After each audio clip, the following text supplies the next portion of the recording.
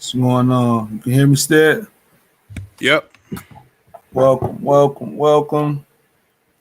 It's the Freeman Collective, of course. We want to welcome you guys from taking the time today to visit our channel and of course have this dialogue and discussion with us. As always, feel free to like this video, share it, or drop a comment if you have anything that you want to discuss. But today's topic is America a racist country? You see our reply is, do you even have to ask? I'm your host, Ernest, and I got my co-host there. You want to go ahead and introduce yourself? Hey, how y'all doing today? This Stedman here. Hopefully my setup is a little better today than it has been. I'm confident. I'm not overly confident, but I'm confident things will be working better. Got the green screen, man. Oh no, like I said, if something happens, I'm gonna just call in. So all right. That'll be cool. But yeah, the topic of this show is America a racist country? I mean, I think you guys get the gist that if you're following this show, we of course think it is. But there's progress that can be made, and as reparationists, we would argue that progress is reparations.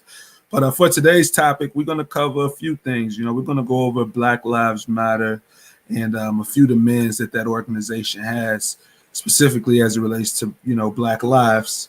And then we're going to dive into some other topics, as well as discuss, what's going on in the reparations space. And then we're going to wrap it up with your man's name as usual. But yeah, just to kick us off, Stead, today I guess we got to let the fans know we won't have any call-in show, but feel free to communicate through the live, and we'll definitely display those messages you guys got, and as well as touch upon them if we need to. But yeah, Stead, you want to go ahead and kick us off into the local beat? Yeah. So, well, first let me say you can see we're missing J. Rocky and Darvell. They're away.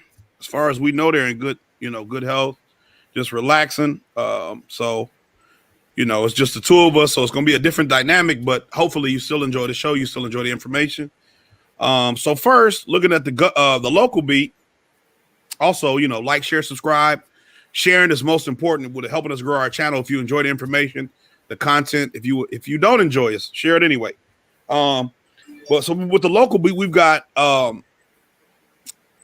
Detroit Police Chief James Craig is set to retire June 1st and is rumored to be discussing a potential run for governor in 2022. And so when I first heard this story, I'm like, well, is he going to primary Gretchen Whitmer? Like, but no, it turns out that he's going to be running as a Republican. So he won't have to primary her because he'll be potentially running against her in the general. And he says he's been a Republican for about 10 years, give or take, from the time he used to work in L.A. He was an officer in L.A., and I guess when he left L.A., he became a Republican. So I know a lot of people who lived in L.A. long-term, grew up in L.A., and a lot of them seem to dislike Democratic politics. So I'm not necessarily surprised, but I am kind of intrigued about the situation, because I do think, I personally think he has a chance to win. I think really the bulk of Gretchen's support came from the fact that a lot of Michiganders were upset at Republicans for the Flint water crisis. And so they were not going to either allow another Republican to win by actively voting for them, or they weren't going to allow a Republican to win by not choosing to vote at all that election cycle. So I think with a guy like James Craig running, because Michigan does tend to flip-flop between Republican and Democrat, I think you legitimately have a chance that he could be the next governor of Michigan. He'd be the first black governor, and he's only the second black person to run. But I think being a Republican in this state, having ties to Detroit, he's from Detroit. He was generally, I think most people accepted he was a decent police chief. I think he has a chance to beat her. I think him being light-skinned is not a turnoff to a majority of some people who might be a little, nervous about a darker mayor. But I think he got a good shot. I legitimately do. Yeah. Now you said he running for governor or he running for mayor? No, he's gonna be running for governor of Michigan. Yeah. Gotcha. Yeah. He'll be the second black person ever to run, as far as I know, from like a major party. And I think the first one was in '86. So yeah, it's interesting. I mean, I still wonder what is when black Republicans usually take office. I mean, they try to toe the party line, and with that, we see the black agenda focus usually isn't there. Usually there's you get folks like Burgess Owens. I wonder what his stance is, on black politics or the current state of affairs for our community. Well, from an article I read, and I think he even mentions it in this article, but maybe not.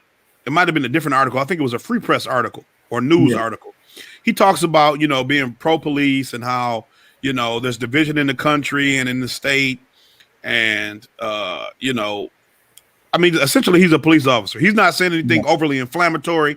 He don't appear to be, what's his name, Sheriff Clark from Wisconsin, who kind of was like, like the Black Yosemite Sam or whatever. Yeah. But I mean, he is trying to, he's trying to make connections because he's already talking to, I think, the governor of Arizona to work with the Republican Governors of America organization to test the waters on support for him as a governor. Yeah. And then, like I said, being black, being from Detroit, he was a Democrat at some point. He was the deputy mayor. I didn't even know this. He was appointed deputy mayor, I think, in 2016. So Mike Duggan is saying good things about him. Mike Duggan said he's still, however, going to support Gretchen Whitmer. But I mean, overall, there isn't much bad that Mike Duggan is going to be able to say about James Craig, simply for the fact that you made him the police chief, you made him your deputy mayor, and you wanted him to continue working as police chief. And that's also in the article. So, I think she could definitely have a race on her hands. You got two quote unquote minorities running for office. No, yeah, I think that'll be interesting. I think like with him being an officer, right? He would definitely want to keep the sway of the police unions across Michigan, right? So there's certain rhetoric he can embrace and certain things he wouldn't say necessarily about the black community. But that's politics, right? Same with Gretchen. She know where the party line that she's towing, and ultimately for us out there, we got to make decisions as to what's the best move politically speaking, and how can we weaponize our vote to get, actual benefits. So, I mean, it'll be interesting to see how that plays out. Is that 2022? Yeah, it'll be 2022 that he'll be running. Okay. Yeah. So I mean, I know a lot of reparationist groups out there already talking about, trying to apply the pressure during midterms. FAM, ultimately, not even FAM, but reparationists in Michigan, if we are serious about taking those steps, to be where we need to be in the future, we would ultimately have to apply pressure and show them that, the Democratic Party, like we got to show them how serious we are about our vote. I feel like after these last few years of politics, we could all say that the Democratic Party deserves to be punished. But does the Republican Party necessarily deserve to be rewarded with our vote, or is there another party out there who we could just vote for, who supports our agendas and things like that? What's your thoughts on this? I mean, the Democrats don't deserve. I mean, I would almost be willing to say that you'd have to have a fully uniformed Klan member for me to even consider voting for a Democrat. Like, that's who'd have to be running opposite a Democrat, a fully uniformed Klan member, because Joe Biden is a Klan member without a robe. You know what I'm saying? Yeah. So it's like the fact that you'd be willing to do that publicly to that degree, then I might have to be worried. Other than that, I mean, we got Klan on both sides. Right, so, what's the difference? I wouldn't vote for the Democrats, really, even if I was paid. And then that's a big deal because, I wouldn't. I can't in good conscience, even this last election, I couldn't in good conscience try to tell anybody to vote for Joe Biden. Knowing his history, it wasn't It was an option. I don't like Gretchen Whitmer personally. You know, overall, I think what she has done, which, you know, all Michigan politicians do, Democratic politicians, she tried to pander to Detroit. She's been in Michigan her whole life. I ain't never heard about her coming over here trying to see what's going on with Detroit. She's been in state politics at least 15 years. You know, her parents used to work in Lansing. They worked under the, I think it was the, I forget his name now, the governor, Millen or Milliken or something. He was before I was born, but they worked in his office. That's where her parents met or something, or somebody before them it must have been in the 70s. Cause she's 40 something. And either way, her parents met. She's been connected to Michigan state politics her whole life, and she ain't never cared about Detroit, and she don't care about it now. Mm-hmm. And I mean, that's for everybody. That's the ploy for the Michigan politician to pretend they care about Detroit and Flint, which is the predominant black neighborhoods, right? And Right. that'll secure black people around the state that, hey, they care about black folks in the state. But yeah, big optics illusion. Even with wearing the buffs and making coney dogs and shit, like, come on, She dog, I'm over that. She had buffs. The one little stupid rapper who makes this joke, I think it's G Mac Cash, talking about get buffs for her. She rich, bro. She rich. What are you doing, bro? Like what kind of? I mean, and the chucks for this white lady. That's what you know what I'm saying. You trying to get this bitch buffs, bro? Come on, dog. You know what I'm saying? It's just like, bro. Yeah, we gotta be above this. We gotta be beyond that. Yeah, it's at a point now where that's getting ridiculous. But I mean, it's buffoonery.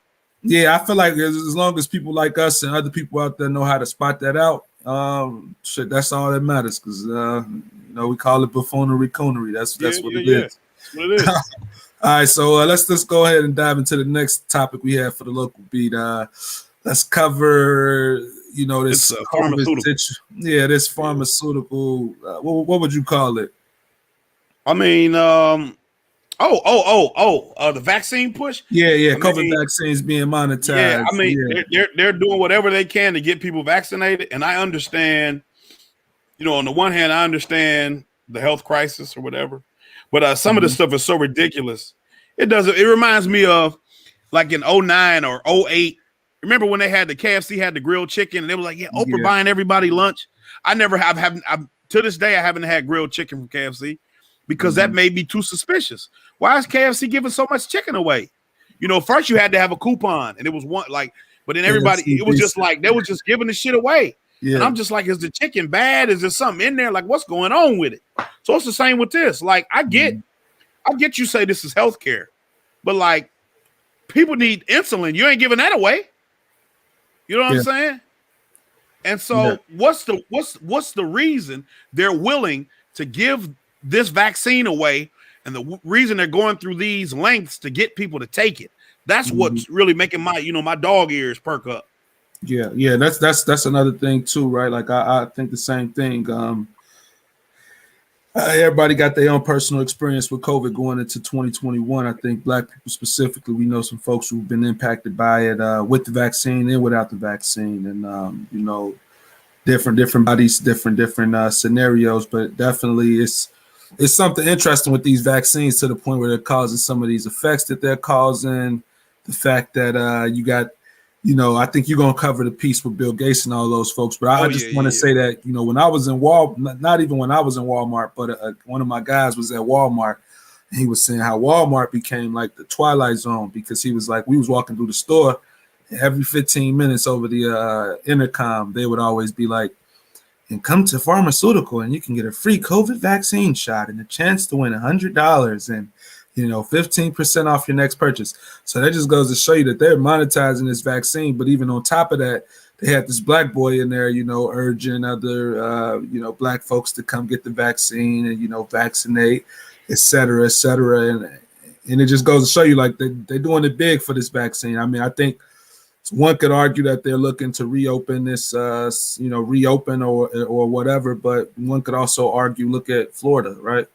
Like, shit, he left everything open and those people haven't been vaccinated. And even if COVID is still occurring there, it's not at some of the worst rates that we're seeing across the states and other areas. And Texas too. I mean, Texas has been open. They had fully attended Ranger baseball game, 40,000 people. You haven't heard about any massive outbreaks. And so, I mean,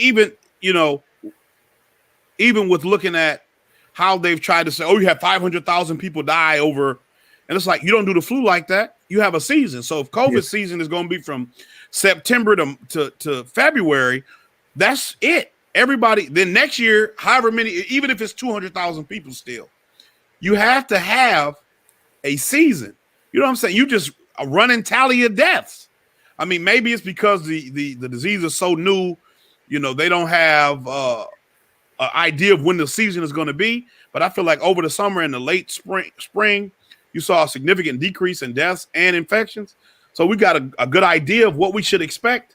And so, it's just some of this is misleading. It's intentionally sensational. And like I said, it's making my dog ears perk up. Why is this happening? And just to continue on this monetization. So you got the article up from NHK World. And article says Pfizer revises vaccine sales projection upward. So it says projected sales for 2021 is $26 billion, up 70%. U.S. pharmaceutical giant Pfizer says it has revised upward its projection for vaccine sales this year due to robust global demand for coronavirus vaccines. Pfizer announced the new forecast for 2021 on Tuesday, along with its earnings report for the first quarter of this year. Company officials said they have raised their forecast for this year's vaccine sales by about 70% to roughly $26 billion. They said the revision would boost projected total revenues for this year to as high as $72.5 billion, with those from vaccine sales accounting for more than 35% of that figure. For the first quarter of this year, so from January to March, Pfizer posted 45% increases both in revenue and net income compared with the year before. So I'm assuming that they're saying first quarter to first quarter the year before. But it's also possible they're saying first quarter this year made more money, 45% more money than the whole year last year. And this is what the crux of what I'm saying is, and what Ernest is talking about. You have a financial incentive. These corporations have worked out deals with the government where the government funds these vaccine what you want to call it, when you give it out. Disbursement. They're funding the vaccine disbursement, right? So what you see is this essentially works as a rubber stamp or a blank check for corporations. They charge whatever they need to charge, whatever they feel like charging. The government is going to pay it, and the taxpayer is on the hook. And if the taxpayer isn't on the hook, because you could say, well, this is with modern monetary theory, all this, you could print as much money as you want. It's still going to be used as an excuse to not give the people something with their tax money. That's the overall issue. It's going to continue to widen the gap of haves and have-nots. That's what I was going to say. Like, look at all the wealth being created from this pandemic, right? Like people ain't thinking about it, but all of these pharmaceutical companies are white-owned, and the government is literally incentivizing them to create these vaccinations, and now they're determining that you need 2 of them, and then it's other rules and stipulations to it that it's just going to be yearly. So they're getting subsidies from the government for them to keep doing what they're doing, which is not a bad thing, in the case of the virus. But at the same time, when we're talking about the racial wealth gap, this is how it's done, like underneath our noses and without us even thinking about it. This is literally how it's going to happen, and these rich people are going to put money in other places. And just to, like what you're saying, because you're talking about pharmaceuticals, but for example, Jeff Bezos made so much money, the owner of Amazon, the Washington Post.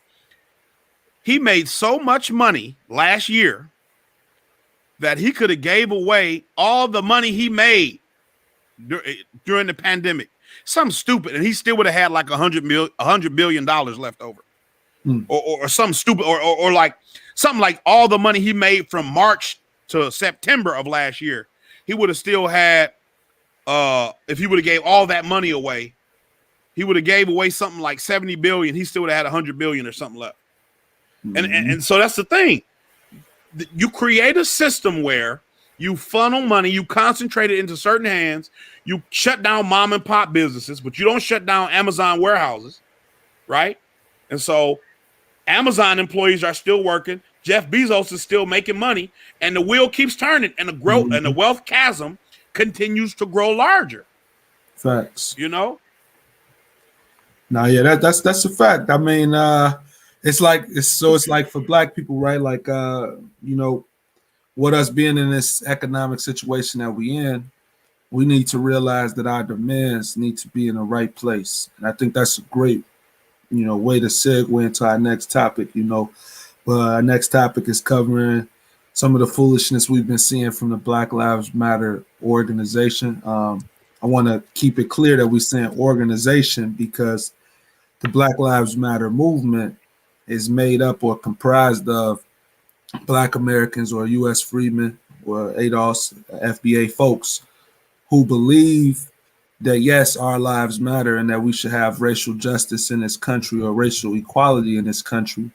And so they're out there protesting, but in the background, you have this organization like we've covered in other episodes that's receiving accolades from those people who are putting in this work or, out there demonstrating their anger and passions about Black justice. And, what you have is this organization is being profited and bankrolled by corporate America, as well as U.S. politicians and other, folks who claim to have the interests of the Black American. Let me just interject right quick since you said that. I want to introduce something. So we're talking about what you're saying as far as who funds Black Lives Matter. I want to introduce this new, when we do topics like this, because my internet is so messed up, I'm going to be donning a special outfit. So you see I got my Pan-African uniform on. I got my dashiki on, right? You see I got my ankh. You see I got my fist. You see I got my Africa, right? And then I got this idea from Tariq Nasheed. He talk about it. So here, I'm going to bust it out. I got my tinfoil kufi on because we about to get into something right quick. I got my tinfoil kufi on. I hope it shows up good because we're gonna be diving into something about Black Lives Matter, the CIA, Bill Gates, and all that. So you can keep going, bro. Sorry for interrupting you. Got the tinfoil kufi. Now, like I was saying though, it's the organization necessarily is now at a place where they're given power to speak for the people, in an assumption that this is what the Black American or what Black people really want. And what I want to do is cover this because as reparationists, of course, we're against the demands of what Black Lives Matter is calling for because they're not specific enough. You don't profit or you don't create an organization based on the deaths of Black American men and then, ultimately have an agenda that does not benefit those men or those communities that they come from. So exactly. You can keep talking. I mean, you can keep doing what you're doing. Go ahead. You do what you're doing. There's a writer named Torrin Walker. Yeah. And it's called Complex Media Group. And he wrote a tweet, and I'm gonna try to find it to pull it up. But it says something to the effect of an organization built off the deaths of Black men. You can't trust an organization that's built off the deaths of Black men that has so much contempt for Black men who are still alive. And when I find it, I'm a screen share just so we can have that up. He's with Context Media.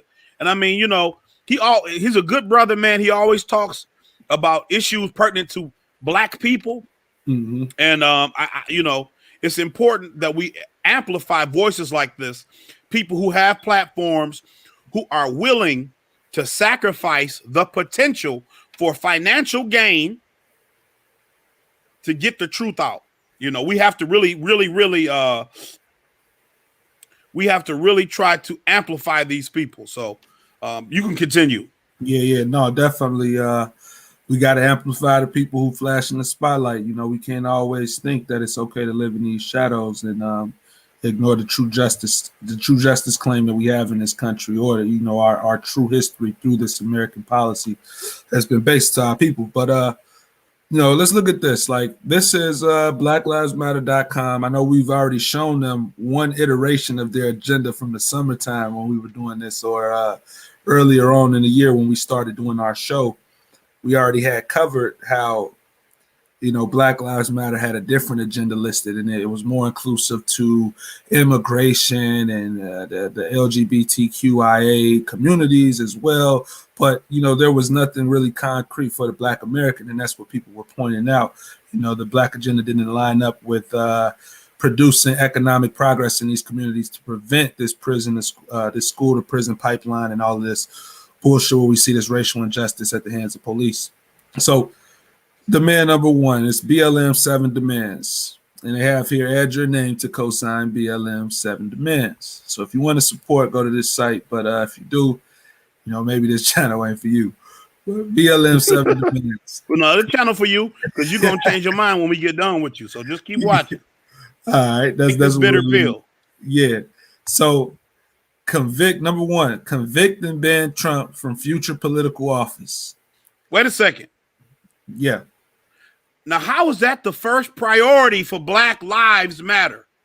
That you worried about one person being able to run for political office ever again? Okay? Mm-hmm. People need to understand these people are agents. Okay? And I'm going to show you how I know this. But they're agents. Every organization in the world that claims to be anti-establishment, they claim to be trained Marxists. Any organization that claims to be anti-establishment, political, anti-establishment, anti-U.S. imperialism, any of those that is allowed to exist unmolested, unbothered in the world, not just in America, in the world, is either bought or they never have been about nothing. Remember that when you hear these 7 fucking demands. So yeah, that's a good point. I mean, let's touch on that for a little bit. Like, why is your priority, or Trump, when we know that there's a system at large that they claim is affecting Black lives? That's Trump being whatever he was, ultimately ain't gonna change Congress from doing whatever they're doing. They say here, must be banned from holding elected office in the future. Like, shit, I wish we would have applied the same terms to the authors of the crime bill, the same terms to these fucking politicians like Nancy Pelosi, Maxine Waters, who've had 34 years in government. Joe Biden, Kamala Harris. But, what the fuck are you talking about, bro? So it's like, they basically is trying to follow total line with Democrats, where they're trying to frame Trump as being the ultimate white supremacist, him being the new father of racism in modern America, X, Y, and Z, hiding the hand of the Democratic Party, hiding the hand of the fact that there's white racists in both parties, supremacists in both parties, who both fucked over Black people politically, economically, and, intrinsically in this country. So I feel like, that just always needs to be said when people think that they could just really stand behind the Democratic Party or their ideology on stopping racism in America. Right. You got anything else you wanted to go on point 1 before we go to point 2? Oh, no. I mean, shit. Out of 7 points, 3 of the points have to do with either the Democratic Party or Trump. You know what I'm saying? Yeah. This is ridiculous, dude. This is fucking ridiculous. This is at a time where Black people could be swelling or using our energy to demand reparations specifically for the U.S. descendants of freedmen. Right, just using your political leverage. Yeah, but what we got is they ready to just do what the Democrats do. They ready to have another. If Trump even got elected, they want to have another impeachment party. They want to X, Y, and Z. This is why he's bad. Blah blah blah. But like I said, that's because they're in the club. The only reason they exist, and I argue, the whole reason they started is probably CIA, right? They're probably all connected to the CIA in some way. If we do more research, we know they got dirty money funding them. They got all this. I mean, bro, watch when I show you the clip. Watch when I show you the clip. All right. So point number 2, expel Republican members of Congress who attempted to overturn the election and incited a white supremacist attack. Like, again, just to what Stedman said, 4 of their demands to the White House, to the Democrats, to address systemic racism has to do with Trump and these Republicans who are not going to get in trouble at all for the behavior that they displayed at the Capitol. Now, and even this though, when you look at the way they're trying to frame this, they're trying to paint, and this is why we try to focus on the system of racism, the system of white supremacy, the system of white domination, because it's not some random racist guy who's your neighbor. Even we did that story with the lady in Grosse Pointe Park whose neighbor had the KKK flag. Right. He's not the reason that she pays more for car insurance than he does. He's not the reason that she has to pay a higher interest rate on a home loan. Policy. Right? It's policy. It's the actual structure. And so long as they keep us divided, even if you dislike white people or if you think somebody's racist so you dislike them, you have to try to figure out a way to let that person understand that you are on the same team and that the fight they're fighting is wrong.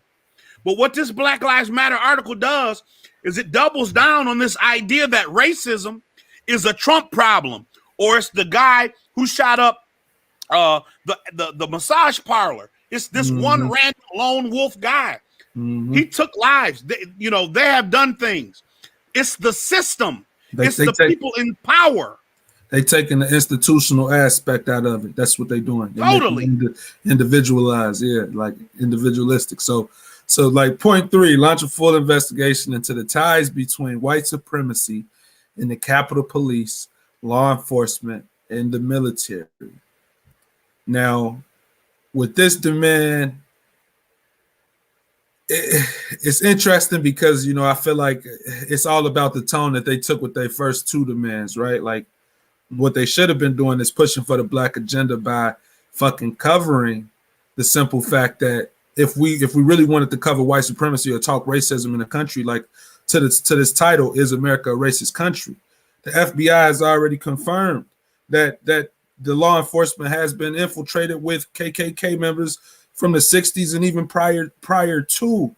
Like what? Who made up the KKK? Lawyers, doctors, people who made up the motherfucking hood. Who made up the FBI? We just showed you J. Edgar Hoover. Like he wasn't in the KKK off of principle. That wasn't because he didn't believe what they was doing. He didn't want anything to destabilize America. But that don't mean he liked black people. He didn't give a shit about black people. He was a structural foundation of the FBI. He's the first FBI director. And he started from the time the FBI existed, like 45. He died in 72. And like you said, he was an institution. He was the big institution. He said a black messiah rising up and changed the very fabric of this country. So that's showing you where he was at. He was bigger than most of these people because with him operating in the shadows like he did, it's similar to what these politicians have done with the legislation that they've passed. Like this shit is deeper than rap from the simple fact that they could, they could pretty much, they could pretty much do a lot of things in the shadows that we wouldn't be aware of, as we pointed out in prior shows. And let's understand this too. The situation is this: when you talk about a black messiah, what does messiah mean? So messiah is the promised deliverer of the Jewish nation prophesied in the Hebrew Bible. So that's not what he means. A leader or savior of a particular group or cause. So what you're saying is a black savior or a black savior or leader. That's it. If America was a just country, there'd be no reason to be afraid of the need for a messiah. But because America has a problem doing right by its people, then you have to work in fear and distrust, right? You can't work to make a more free and just and perfect union. You have to work in fear to try to intimidate and destroy. That's the game. That's the game, right? Where we at? Right, like let's just be real. We already covered the simple fact that that's what they would try to do.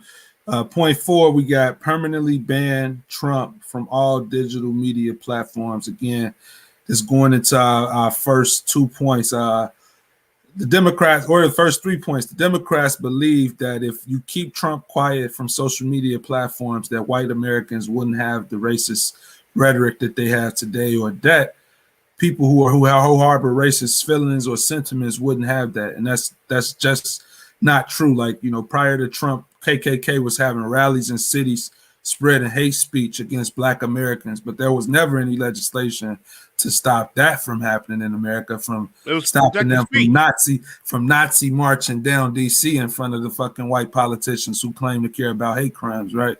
So that's where we at. So I think the Democrats and Black Lives Matter, they believe in that narrative that that's something we can do if Trump's not on the social media. But I think at one point they're going to have to let him back on, because he's still a political figure who might run for office again. So, well, and the big thing is, I mean, this has wider implications for censorship. If you're giving private companies like social media platforms, which I'm going to talk about a little bit if we can get to it, give them the power to make unilateral decisions outside of a court of law about who should and should not be able to use their programs or their platforms, you're going head down a slippery slope, right? Mm-hmm. They have already really limited who can even use YouTube. Last show we showed you the CEO of YouTube talking about how they limit the traffic for individuals who are, independent journalists versus establishment media organizations, irrespective of whether those establishment media organizations are lying or not, because we've seen just recently the whole Syrian bounty or the Afghan bounty with the Russians that they've been running with on mainstream media. That was completely false. Even they lied and said Rudy Giuliani knew that they were going to come and raid his place if he continued pressing his investigation. That was a lie. But you don't see these organizations being forced to take any of their videos down. You don't see their channels getting any strikes, because they all work together to benefit the American system. Mm-hmm. So I think, like, with the next few, because I know we got some clips we want to play for the people, right, in this same topic. So just to even brush through this, like, point 5, defund the police. This is another Democratic talking point. Defund. Yeah, that's not going to work. You still need police. Now, you can make a situation where you change how police are able to behave, but you still need police in some form. I know there are some people who don't agree that you can live in a life completely without police, but there are still situations where you would like the police to exist. Mm-hmm. And it ain't even necessarily like get rid of the police, or I would say demilitarize the police for sure. But with the defund the police thing, I think it's a lot of like misinformation being spread. I think a lot of folks are saying, demilitarize the police, but at the same time, it's a message being tied here that defunding the police is somehow some type of Black social justice, and it's not, because you're not addressing the core system at large, right? And that's what empowers the police, these policies that we keep talking about. So, 6, don't let the coup be an excuse to crack down on our movement. I'm thinking they're saying this because those folks were saying things like, if Black Lives Matter were to do with the same thing what these people did, it would have been a different thing. And if they can crack down on groups from gathering in large bunches and demanding certain things, then they can apply that same pressure to their group. But what they try to counter is, we don't need new domestic terror laws, facial recognition, or any other new police power for the state. The fact is, they already have all of these things, facial recognition and things in place, and cameras all over the city, more cameras than it is American citizens. So, we living in a police state, but I think people don't realize that, and it's just a part of the government's role in it, and hiding its hand and its involvement in these shadow activities that set up the system of supremacy. But 7, pass the Breathe Act. This is like their one legislation. Political ask. Yeah, this they one political ask. And I'm gonna go ahead and share that with our folks here. So I'm gonna let me stop sharing this. I'm gonna show y'all this clips. I mean, so y'all can see what the Breathe Act looks like. So, you know, if anything, folks who even supporting the Black Lives Matter organization, if they're not reading this fine print, then it really means they don't really care what happens for the Black American community, or Black lives really don't matter because you letting the fucking org that said it does get away with them. The same thing we've let white politicians and Black politicians get away with, which is leave us in the mud. So let me share this one. All right. So for this one, I just want to zoom in. So if y'all can, you can read this there. Can you see it? Yeah, I can see it. For the most part, it fits. Yeah. Okay. So what it's saying for the Breathe Act is, like, if you look at how they package it, right? They start off by, you know, tying it to Blackness, you know, investing in new approaches to community safety, utilizing funds, etc. They're looking for ways to, you know, enhance the self-determination of Black communities. But then when you go into what the bill is actually going to provide, or what they're asking for, directly make changes to the federal criminal legal system, including changes to policy, prosecution, sentencing, and jailing practices that would have disproportionately criminalized Black and brown communities, LGBTQIA people, indigenous people, and disabled people. So again, it's showing you that Black Lives Matter. If it was just specifically a Black organization, specifically for Black Americans in this justice fight in this country, it wouldn't have this type of language aimed at all of this Black, brown, BIPOC language that has allowed the Asians to get their own legislation, while at the same time leaving Black and brown, this quote unquote Black community in the mud when it comes to getting fucking legislation for hate crimes, right? So that's where we at. Stay, you got anything you want to weigh in on that? No, not on that specific issue. No. All right. It says, last time I pointed out, specific changes include but are not limited to.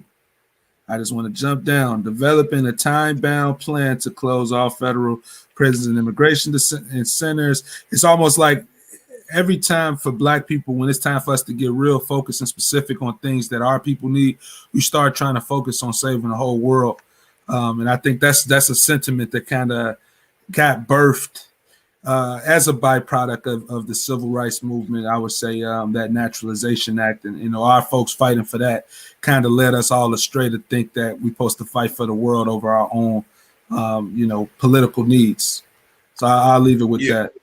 Let me stop sharing. All right. So go ahead. So next question for the room is Black Lives Matter a tool of the elite or the U.S. government? I know you got your pieces that you want to share on this. Yeah. So I definitely do. And so I'm sharing. Is a screen share up? It's a clip I want to share with the guy named Philip Agee. He was a CIA agent, I believe from the late 50s to the like 67. And he eventually he left the CIA because he had moral qualms about some of the things they were asking him to do, and he became a whistleblower. So it's about a 9-minute clip. We might not play it all at once. Ernest, interject if you need to. But this is why I'm telling you, any organization that doesn't have explicit political agenda, that claims to not be an establishment organization, or claims to be anti-establishment, that is not completely hounded incessantly by the U.S. government, is bought and paid for. So this is the clip I'm going to play right now, starting at the 13:30 mark. We'll leave the links for the videos and the articles we use in the description as always, because this is actually a 2-part interview. It's about 2 hours long total. It's 2 individual videos. And I mean, it's ridiculous. It sounds like a spy movie. You know, you wouldn't believe that this wasn't Enemy of the State or a shooter or the Manchurian Candidate or something. Hold on, no audio. You shared audio? Oh man, let me see. Let me do it again. Yeah. So let's try this again. Thought I did it right. So screen share, Chrome tab, share audio. Here we go.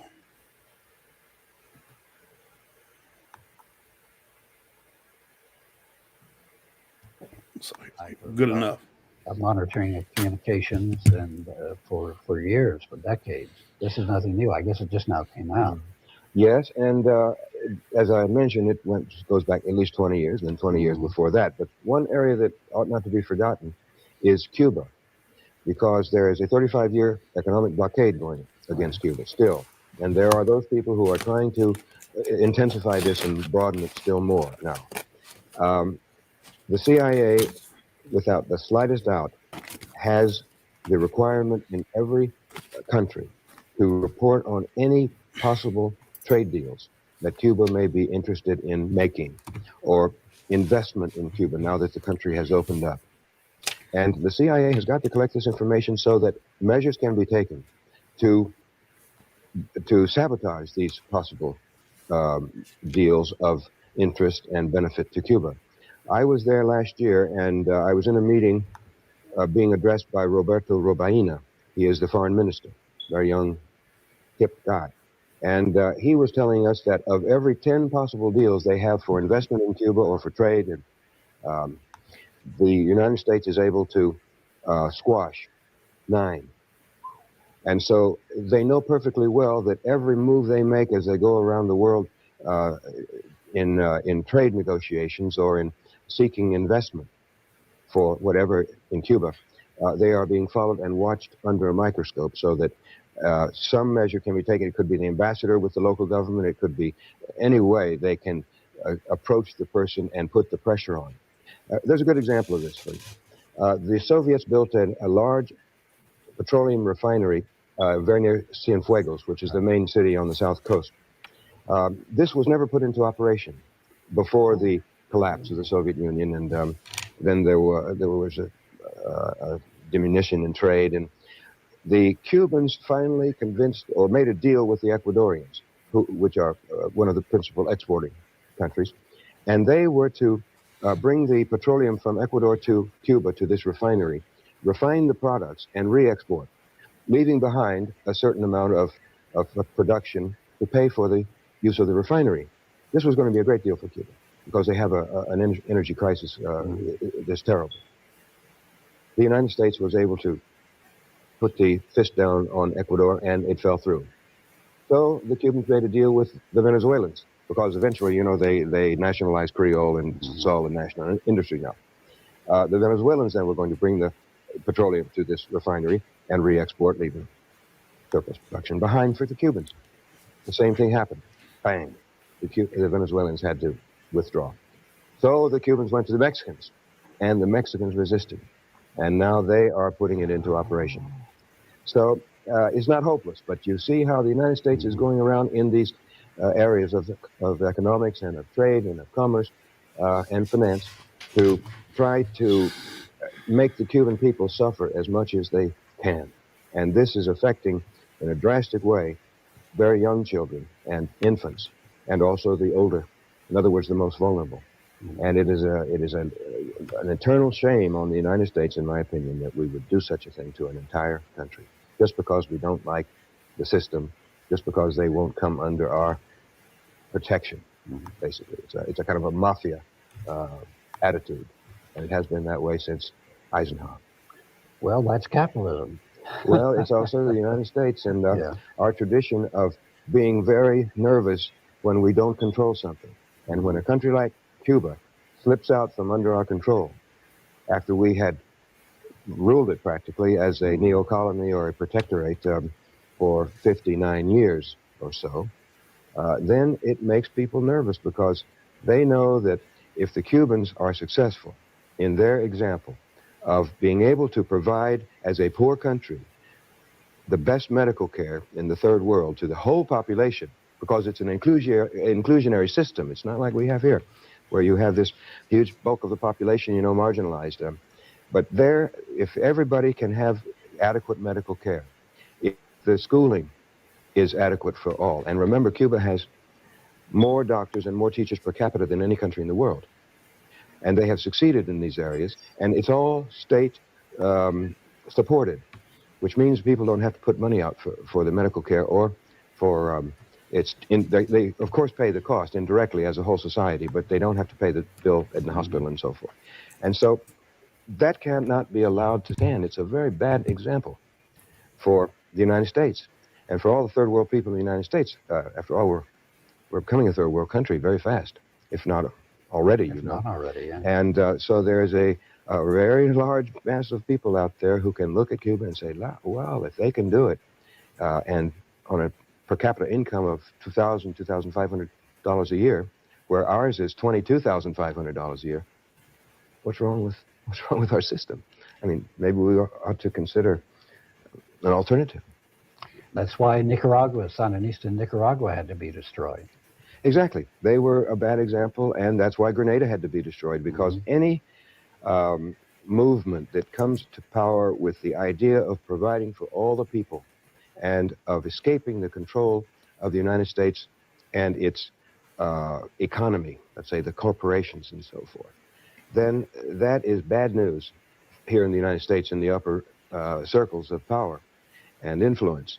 And so in Nicaragua, I watched it from the very beginning. I was often there, and it was a very sad sight to see the hopes at the beginning and the euphoria with the overthrow of this U.S.-installed dictatorship from the 30s on, Somoza, and all the hopes for expanding education and the literacy program they adopted right at the beginning. It's similar to what the Cubans did. Health as well. Health as well, all of those things. Cuban doctors were in there. They were setting up clinics all over. The international solidarity movement was just tremendous for Nicaragua in those early years. And naturally, the United States could not let that stand. And the economic system was working. They had the highest, greatest expansion of their gross national product of any country in the Western Hemisphere at that time. That's right. That was in the early years. But then, you know, the CIA started to reorganize using Argentine military officers who had worked in this really, it's hard to find words for the Argentines, you know, in the 70s, the dirty war there.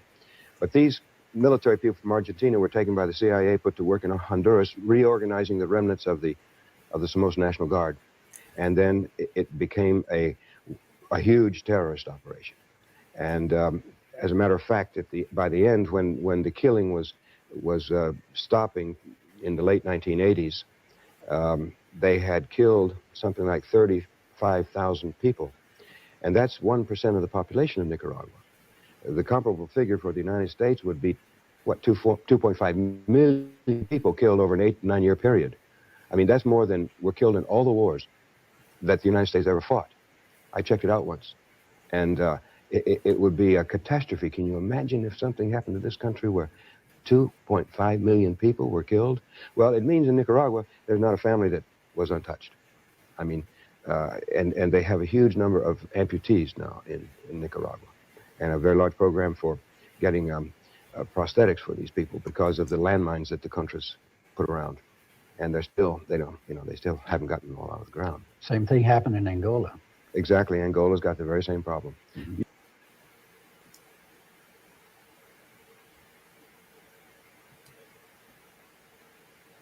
Yo, you can hear me, Stead?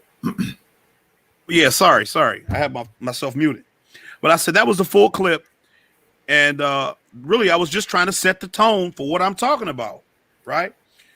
As Pat says in the chat, Cuba still their number one export for Cuba is still doctors, even to this day.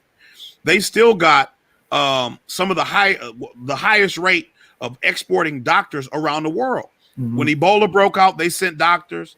I believe they sent medical personnel for the coronavirus. Yeah. But listen to what he said. He said, if you have an organization that is trying to do collective work, I'm paraphrasing, that's not good for the people at the top. So what do we see? The Black Panthers destroyed. The Communist Party in America destroyed. And you telling me Black Lives Matter is making it? Fuck out of here. I mean, hey, you telling me the DSA is okay? Right? DSA here? Come on. Fuck out of here, bro. And just hearing that information, I mean, it make it bad for reparationists like us. I feel like that's what I'm saying. You targeting. Yeah, we don't know it yet, but it's coming. My internet. You see this? You see this? Yeah. I got the tinfoil kufi on, brother. My internet be working when I'm not on this show. My internet works just fine when I'm not doing this show. So this is what I'm saying. We have to be aware of if we intend to try to free people, because I would like to free all people, right? My first priority is still black people because that's my community. But it can't stop there. It can't stop there, right? We need to free all people. We got to. Because if you don't free all people, you create a situation where you allow this system of oppression to continue in some other country or in some other facet of American society. Somebody else will be the underclass, right? So no longer black people get invested in the American ideal, and then somebody else is oppressed. We can't have that. But this is why it's real. They don't let you live. They don't let you live. They don't let you live. If you really are a legitimate threat, they don't let you live. Yeah, no. And then even so tying it to Black Lives Matter, right? Like if they were a legitimate threat, you know, we wouldn't see the demands that they have as what they are, right? It's basically aligning with mainstream politics, which isn't a threat to the American establishment at all, which isn't anything that's going to change the positions of Black Americans in this country, right? But to your point, right, like it's almost like certain things can occur once we're able to lift the foot of oppression off our neck. I mean, we've kind of been trying to do that, and as a result, we see a more inclusive America. Some people would argue, but you know, it's still a lot of work that's left to be done, and ultimately, Black people, we got to get on our grind before we, you know, like I was saying earlier, before we ended up trying to save the world while we're drowning, basically. Yeah, right. And that's legit. I mean, you still have a situation where we cannot give more attention to others than just like when you're on an airplane. It says, get your own mask ready before assisting others. So we still have to do that. But at the same time, we have to always be mindful of the implications of our actions, right? We're not just trying to free Black people to make a new lower class. We're trying to free Black people to free all people. You know what I'm saying? It's a cliche. They always, like when they don't want to give policies for Black people, they always say stuff like, you know, Black American policies is Black policies or whatever bullshit they try to say. But I'm saying this legitimately. If you free the least of your society, which is Black people, we're an underclass, a permanent underclass. You free Black people, and that shows a willingness and a desire to have an equal society. Nothing short of that is going to show any type of justice. Nothing short of that. But that can't stop there.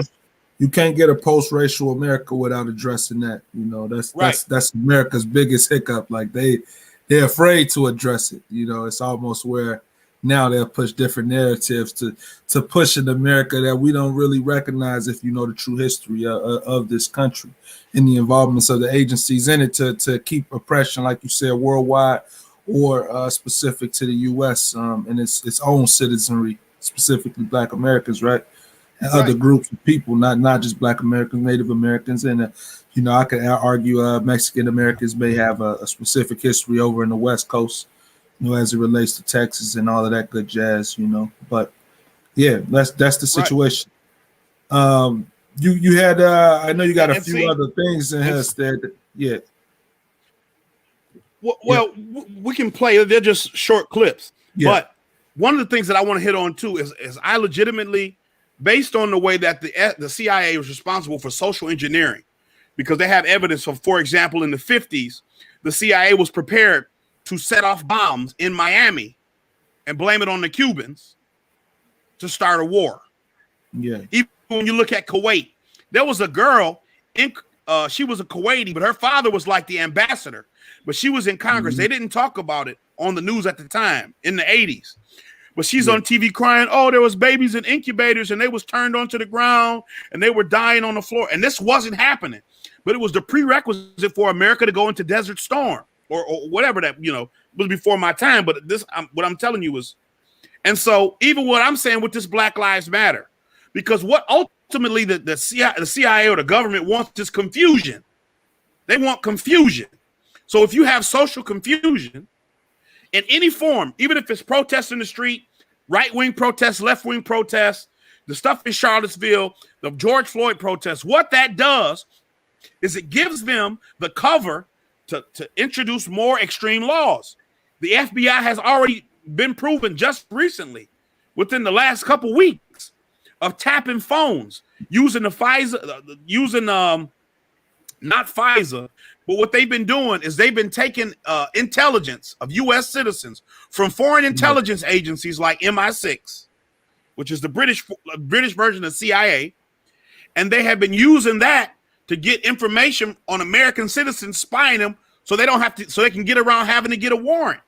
You see what I'm saying? Black Lives Matter is essentially making they're sending lambs to the slaughter. They got you out in the street with your hands up on your knees, making you a target for this oppression instead of trying to do more constructive things with the platform. Now, this woman got 4 houses. She's got millions of dollars. They got billions of dollars of donations. They've got corporate deals all up and down from NBA, airlines, all kind of stuff. And the best she can get you is to go sit out in the street with your arms up on your knees, getting your head beat in. For the man's for Trump too, right? Right. And that's what it is. Either way, the CIA likes the confusion. They like the confusion of warring factions in American society because that means you're not going to have any unity. Working class people, lower middle class are not going to come together in solidarity. The 99%, or more accurately, the 90%, because you have the 1% and the 9% buffer class, and then the other 90%. So the 90% ain't going to come together and try to make a truly free and just society. We talked about Nicaragua 2 weeks ago. And what did he say? Nicaragua had great employment numbers, medical care, and the government wouldn't allow that to stand. So in order to destroy Nicaragua and destroy the black community, the drug epidemic we talked about last show. You see what I'm saying? And the issue, if you watch the full documentary, the issue is that American corporations need cheap resources, they need cheap labor, and they need markets to sell excess goods. So this is what the whole system is built off of. As an army, I think he was a colonel named Smedley Butler. He wrote a book called War is a Racket in the 30s or the 40s. It's like a 27-page book about all the things he did when he was in the military for the U.S. government in the Dominican Republic and Haiti. Because you remember, the U.S. actually, they set up, they occupied the island of Hispaniola, which is Haiti and the Dominican Republic. This is a long story. It goes back a long way. So we don't need to play those clips. We'll leave most people have heard about it. The girl, she's a Hispanic girl talking about this is why with the Hispanic girl in the CIA commercial talking about, she quoted Zora Neale Hurston and she's woke and she got a shirt on with the feminist fist. Because even the third wave feminism, that was all a tool of division by the CIA. Gloria Steinem worked for the CIA, and the lady Dorothy Pittman, who got her fist raised, it's an iconic photo. I have it in the Excel file, but it's an iconic photo of Gloria Steinem. She worked with the CIA. She was really responsible for the Black Power movement. Really, the women leaving that movement to try to chase feminism. Gloria Steinem is a CIA agent. It's admitted, it's known, and people still hold her up like she's a hero, or as she prefer to be called. You see what I'm saying? Yeah. I mean, it's ridiculous. I mean, they're gonna be calling Hoover a hero pretty soon. I mean, that's the game, right? They call him a hero. I mean, they call him a hero. They don't have no problem with Hoover, dude. Yeah. You know, and that's what I'm saying. You have such a misinformed populace.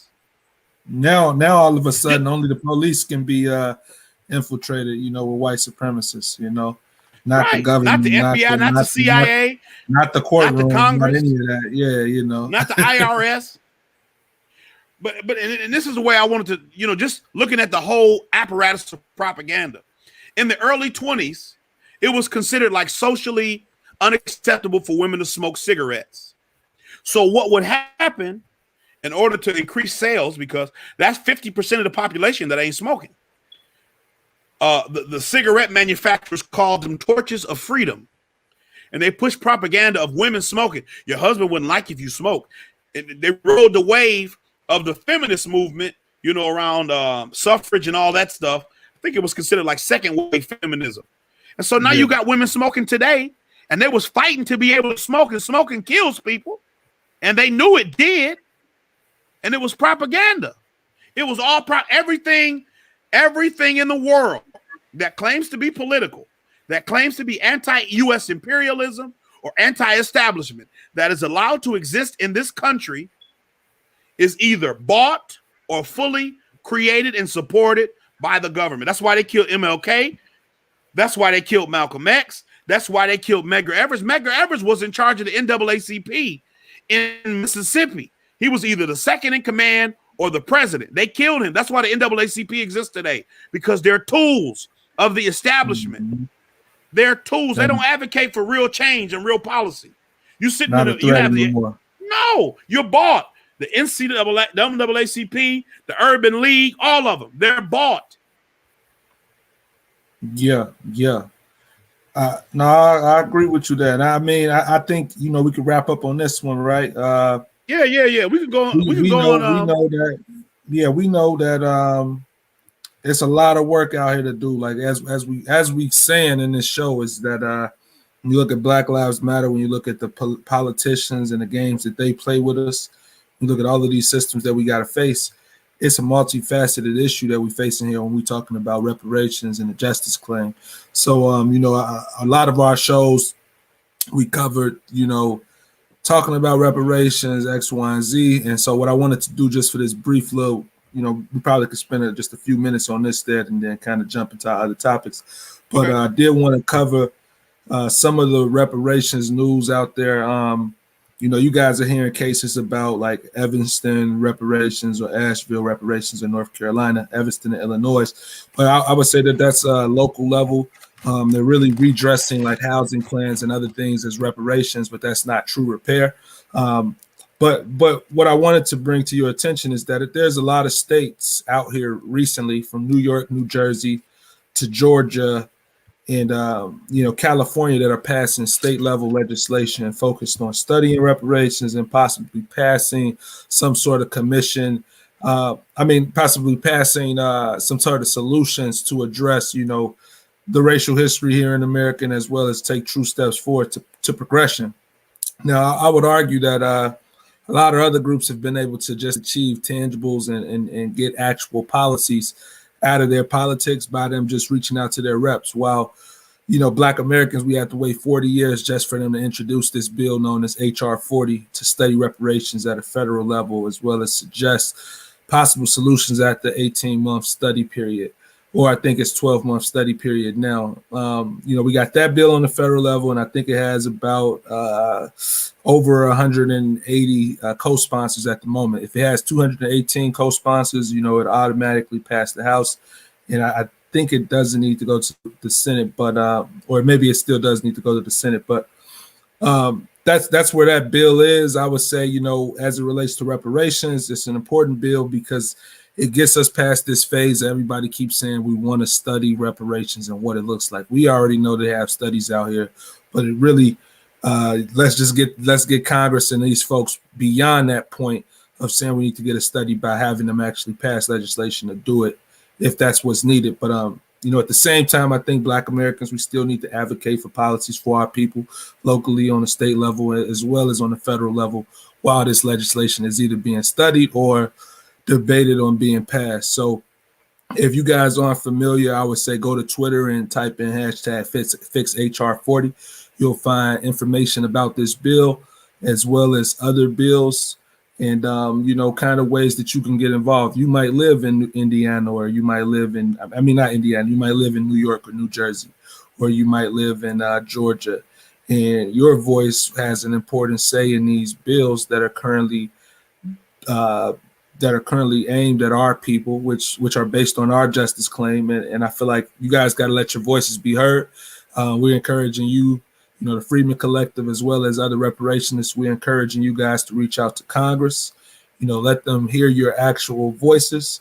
We're encouraging you guys to participate in the 2022 election. Like Stedman was saying earlier, you got to find a way to utilize your vote. You don't necessarily have to vote Democratic, but definitely learn how to weaponize that vote so that they take us more serious. And ultimately, we will get more policies. We in this for the long game, so it's going to take some dedication and some hard work from us to get to where we need it to be. Stedman, you got anything you want to cover on this? No, I think what you said is really is 100% accurate. You just have to use your voice, use your leverage to get something for your vote, because everybody told you up to this point to just vote for Joe and Kamala, and and everything would be gravy. And I ain't seen no gravy yet. I got a lot of and a lot of people walking around with dry biscuits too. So this ain't it. This ain't it. Yeah.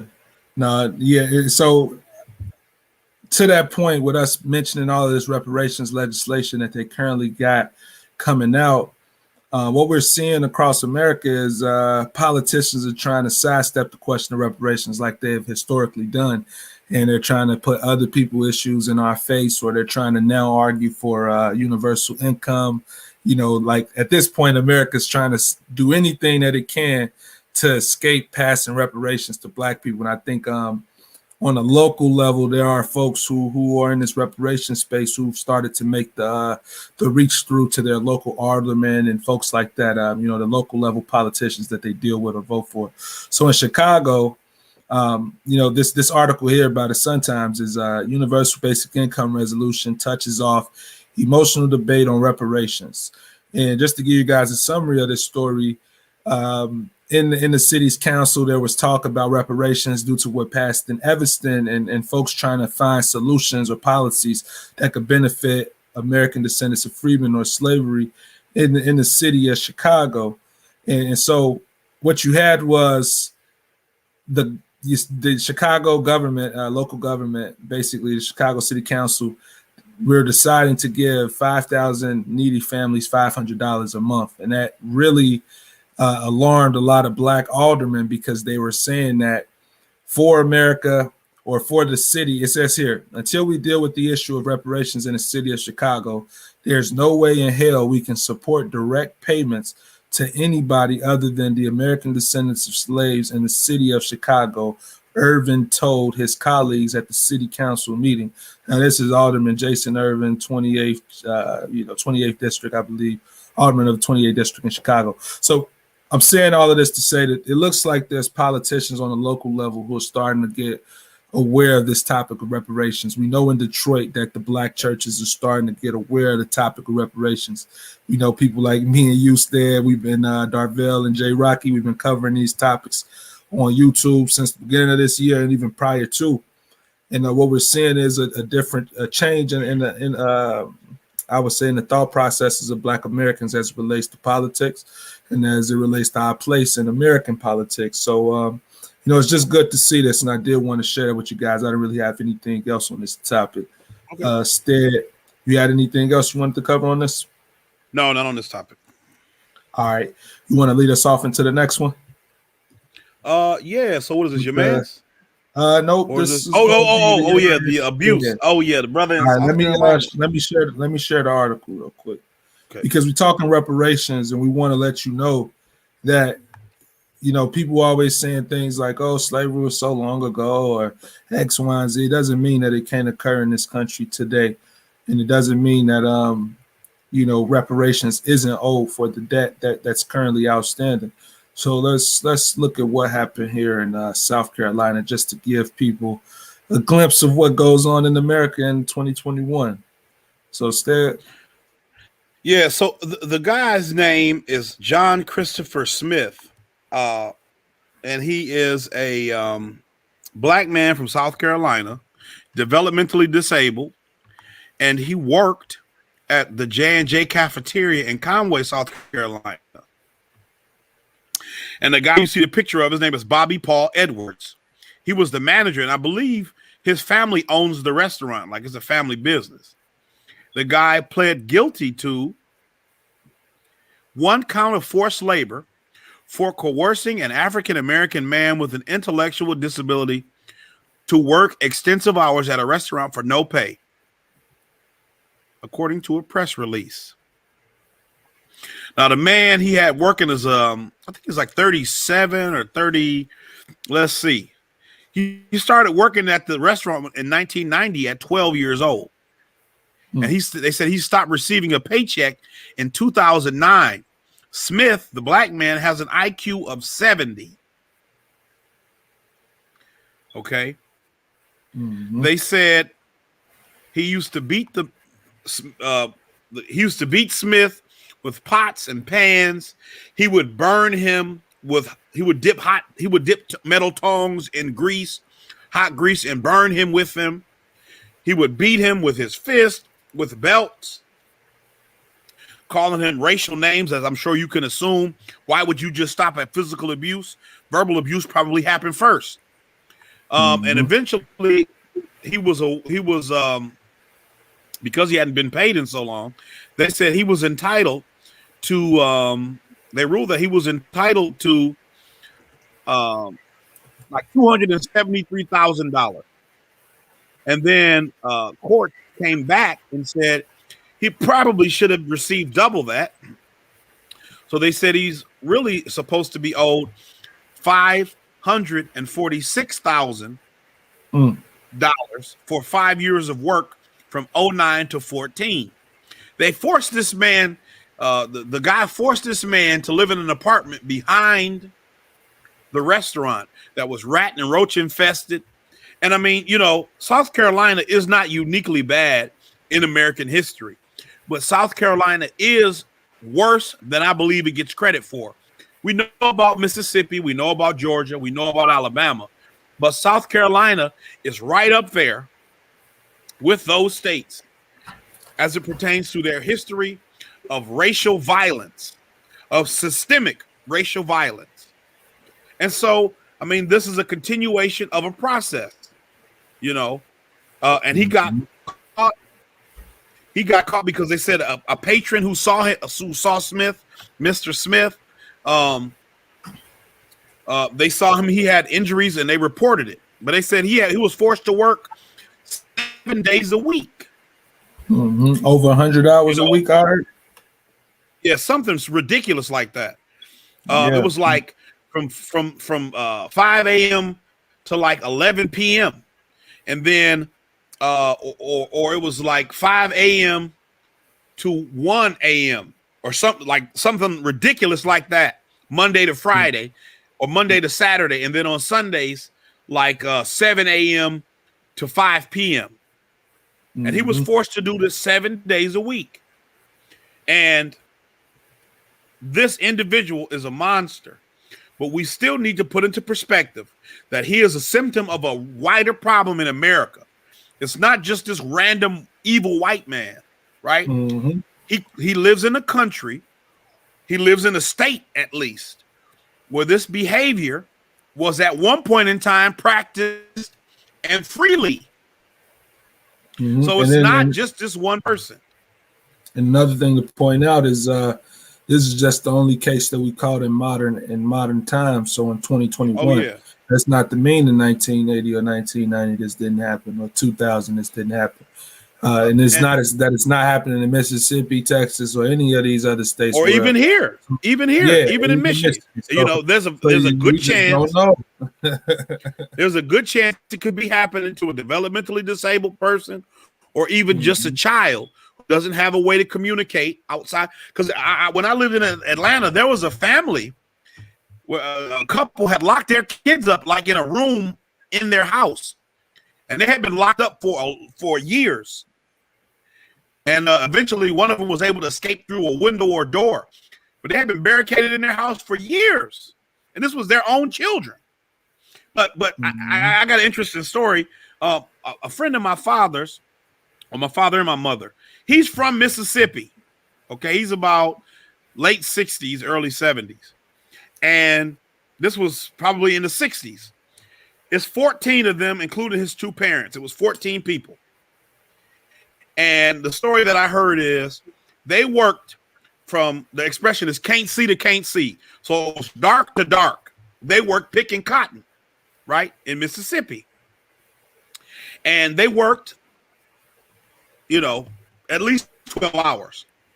Mm-hmm. And they were supposed to be paid a certain amount of money. Ernest already knows. I don't really have a way to communicate to get people to guess. Words. Yeah, phrase it to them. Guess if they wanted to. Take a guess. If you want to try to guess, there's not many people here, but in the chat, if you want to guess how much money they was paid for work for 14 people total, working approximately 12 hours. Let's see if anybody have a guess. I'll give it 3 seconds, and then I'll just move on because I don't know how much people are engaging.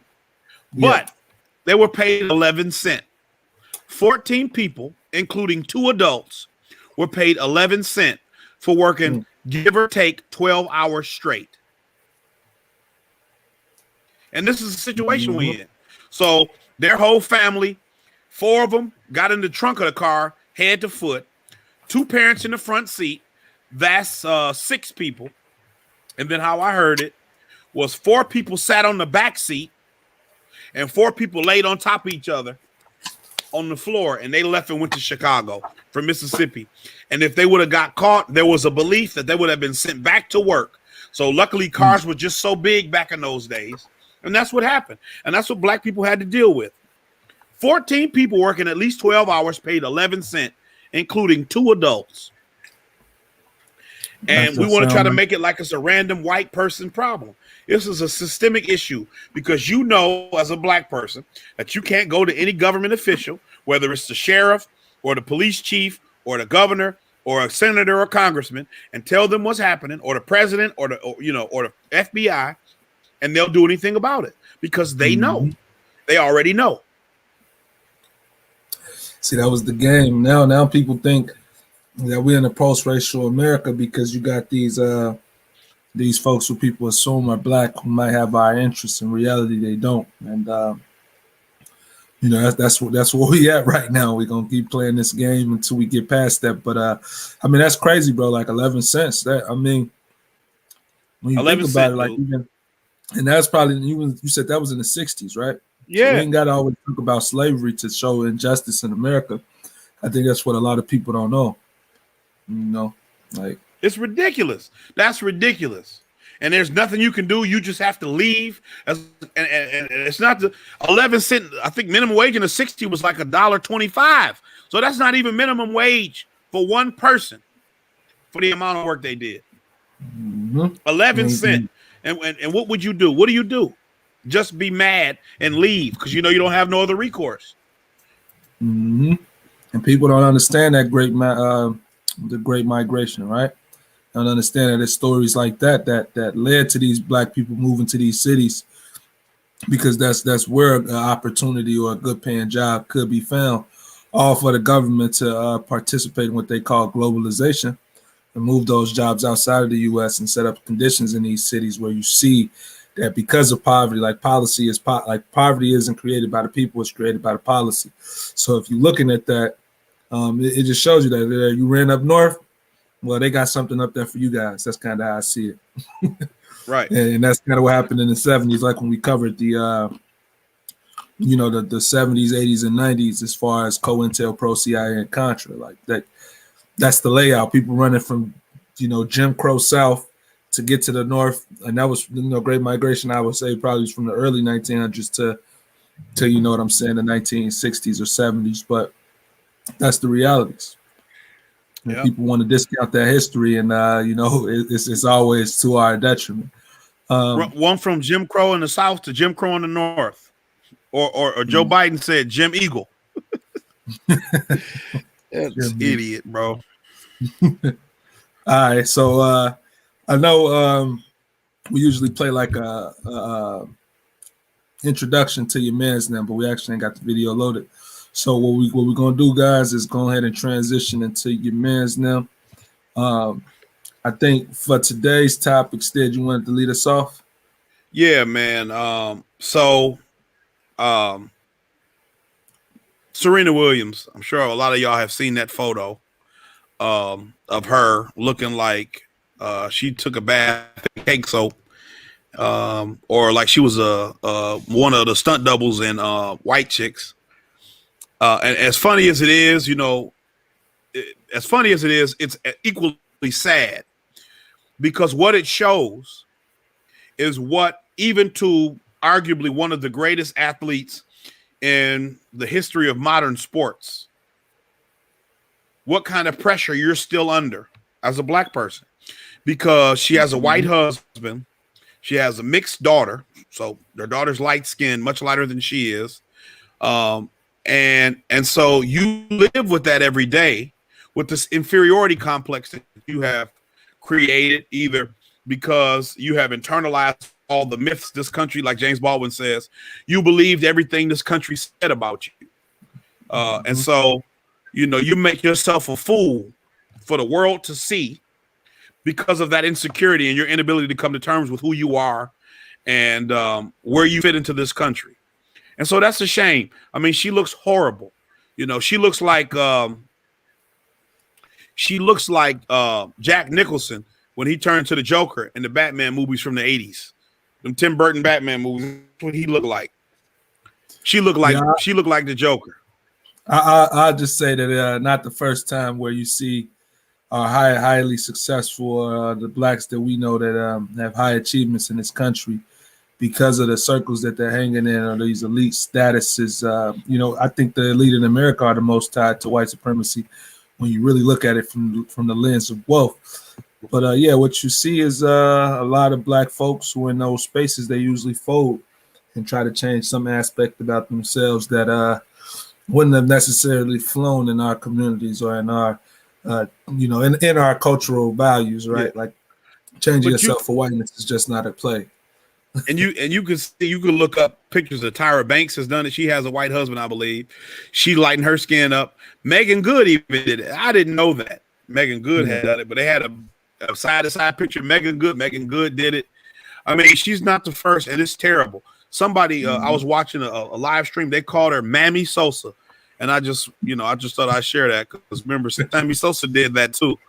So Mammy I just thought I'd share Mammy Sosa, and that's terrible. But it's a shame. Yeah. I mean, that's why you have to learn to have pride in yourself, because the America's is gonna beat you down, and if you're not, no matter how great an athlete you are, if you're not prepared to take that fight on, it'll destroy you worse than any tennis match, Yeah. So is America still a racist country, right? We got Joe Biden, Kamala Harris, Tim Scott, James Clyburn, Burgess Owens. You got Republican and Democratic politicians swearing up and down that America isn't racist. I guess the history and the people and the policies were just racist, but the country itself isn't a racist. It's just rocks and trees. There's no way this country can be a racist country, right? And see what this shows. We just showed you with the slavery. Right. But all this shows, though, is that whenever the Democrats and the Republicans agree, it always means shit for the people. Mm-hmm. Because I mean, Amanda Seals, who was a notorious Democratic shill, basically, she came out during the election and said she don't want to hear. You have that clip that let me. Which one? You want me to load the Facebook one? The Facebook one first. Yeah. All right. She came out saying she's not speaking. It's just a video of her face, like making movements, and then words at the bottom. She says she don't want to hear nothing else about the crime bill or Kamala Harris locking people up or none of that. She just want to get the orange man out of here. And this is the level of political discourse that Facebook celebrities are. Yeah, the Facebook one. Okay. This is the level of political discourse that black celebrities are allowed to have in this country. These are the people who make it big. Now, she's not even big, but these are the people who make it big in this country. Can you hear that audio? Yeah, yep. For this night, so let's get going.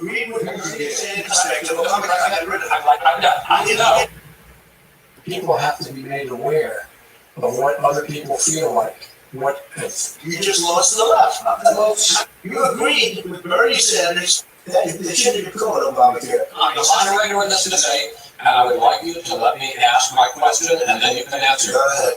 Vice President Biden, you are holding much smaller events with nobody will show up. People with Well, it's hard to get anywhere. Yeah, you can close that. Hey, let me just say this: the radical left. But see, this is so with that video clip of her, the tech, like I said, it was just like the comment for the video. She says she don't hear nothing else, and so that's the situation. That's the level of political discourse. The same with Black Lives Matter. We got to get Trump out of here. We got to make sure he can never run for office. We got to, we got to make sure he can't be on social media, right? We got to make sure, and that's your political discourse. That's what they're telling you. The people who you like to waste your money and energy on in the Hollywood sector, this is what they're telling you. And then just play that first Instagram clip right quick. I know we got to get out of here. So I don't want to hold you, but I just want to hear. I want y'all to hear what she says after her homegirl Kamala said that America's not a racist country. Look at what she said. Hold on, let me go ahead and let me share it again. I forgot the audio. Oh, yeah, she hurt now. She hurt, and I don't feel happy she hurt. I don't think America is a racist country, but we also do have to speak truth about the history of racism in our country and its existence today. Okay, so everybody on some bullshit. Cool. That was dumb and embarrassing. And she embarrassed everybody who supported her.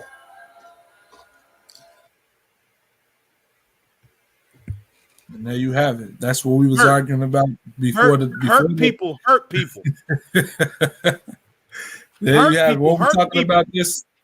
Yeah, what we talking about this during the election when we was doing interviews with people and shit in November. He was telling them, and even celebrities, we like, you got to watch out for them. They think they know, they don't know. These people, they doing their best to try to make it further in a country that's oppressing their people at large. So, shit. But even this, it's been admitted that Kamala has paid a bot army on Twitter that the K-Hive is all like paid. They're paid to attack people. So there are still people attacking Amanda Seals about this. And one of the things you got to understand is that with the level of political discourse people are giving you, this is how she feels now. She didn't tell you to vote for her and hold her accountable. She didn't say vote for Joe Biden because we need this policy or he's promised us this policy. We need to get Trump out. And now Trump's out and they don't owe you shit because you didn't vote for them for nothing. And now you want to be mad. And you want to say you're embarrassed and you've embarrassed everybody. You embarrassed yourself because you're fully grown. You got money. You don't have to work a regular schedule like normal people. And this is the decision you make. And here's the other problem, too. People want to be upset that Tim Scott, the Republican senator from South Carolina, said America's not racist. They want to be upset at him and they give Kamala the excuse, Kamala, that she's just playing politics. She's a politician. Well, if that's the case, then so is Tim Scott. He's not a coon or Uncle Tom. He's a politician. He's got to play to his base. He knows that the state he live in, they still got niggas working in the fucking fields. Yeah, for 100 hours a week. Obama was pushing a live of post-racial America, all to be faced with police brutality throughout all his terms. So that's right. That's the shit. If you're going to say that she's playing politics, then Tim Scott is playing politics. If you're going to hold Tim Scott to a higher standard, you got to hold her to a higher standard. And Jim Clyburn and Joe Biden and Nancy Pelosi and the squad, because they're all full of shit. The squad is full of shit. They're all full of shit. Yeah, no, and I think because we can give our closing statements there, but like starting back to what we covered in the beginning, guys. I mean, Black people, Black Americans, the descendants of freedmen, descendants of slaves, foundation of Black Americans. Let's just keep it simple. U.S. Negroes. Yeah, we need to come together on the same political accord in order for us to change our conditions. I mean, like I said earlier, it's multifaceted, so everybody got a role to play in this fight. And I think, we need to keep in mind that our demands need to be on point. We just looked at the demands of Black Lives Matter, and that's not sadly going to change the racial wealth gap. That's not going to get us reparations, and that's not going to fix the conditions that America forced upon the ghettos of Black America, right?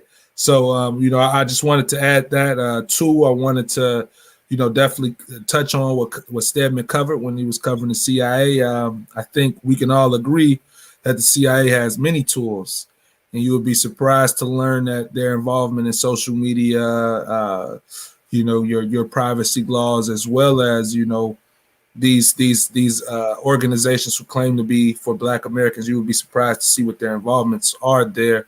And if they were truly a threat, as they did with the Panthers or other organizations, they would have removed them off the board. And that's kind of what we can say. So if you ever see a Black org and they're doing good in America, but the CIA or the federal government ain't got no problem with it, then it might be an issue. And that's a sign for us, we can say now in 2021.